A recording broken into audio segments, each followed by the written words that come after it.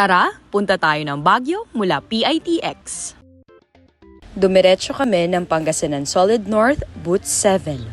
Nagpa-reserve kami ng luxury for 2 at 2 p.m. at 950 pesos each. Well, kumain muna ang mga bagets. So ayan, nasa gate 4 na kami, papuntang bus. So here's the view inside. There's a tab. Yan. We also have a stewardess, a reclining chair, and charging port. Ito naman yung CR sa loob ng bus. Yan. Diba? Pa-cute.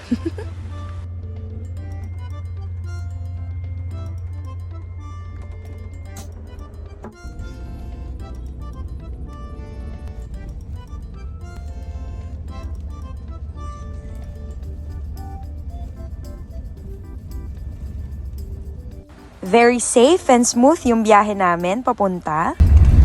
Also, may free food and drink kami pagkasakay agad ng bus. Here we are, after 5 hours and 23 minutes na biyahe, nandito na kami.